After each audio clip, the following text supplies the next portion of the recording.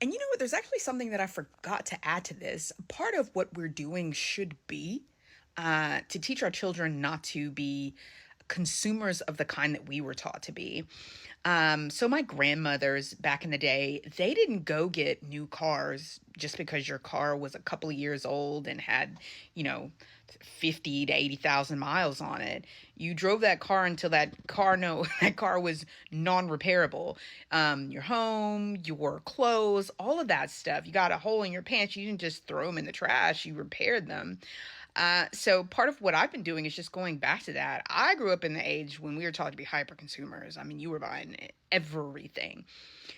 You were eating out as much as possible. You were going to the mall as much as possible. You were buying as many cards and blah blah blah, and everything was a symbol and it was really narcissism. I mean, the really very much so. The clothes you wear had to be of a certain style. We started buying, $150 tennis shoes and things of that nature when you really don't need that.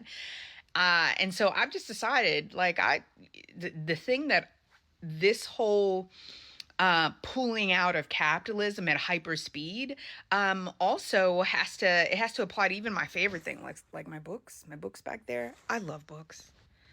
I love to read. But I also have a whole bookshelf of books that I just buy because people recommend them, and I have yet to read them. So, unless a book is absolutely necessary, I've started forcing myself, like, you're not going to go onto Amazon and pay $20 for a book you shouldn't even be paying $20 for. It's just you're paying a convenience fee to a company that's not even turning over any of that convenience fee to the writer themselves. And as a writer, I mean, it's just repugnant to the variance, like my existence, to keep doing that. I get the Amazon is what Amazon is, but we got to do better as consumers. And if you want to fix your situation, we as consumers should be seeing what's going on in the world. When BP pulled out of sending ships, the go back and watch it, sending ships over through the Red Sea. Notice that UK changed its position. Corporations now have the voice that we don't have. In order to gain that voice back, we need to control corporations. The way to control corporations is to control our spending. There's no reason for another drop of our blood to be spilled.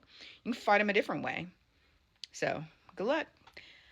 And I think, quite frankly, you all will see, last note, you all are going to see that in the future, the true patriots of our time are gonna be the people who engaged in trying to fight the dehumanization of other people. They're going to fight the hyperconsumerism that we see on our shores and on their shores, and people will revere what they did because they were literally able to fight bloodless coups.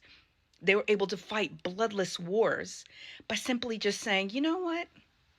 I ain't got it. You want me to buy all this stuff, but you're not going to pay off my student loans, but yet you're going to give out money to the rich?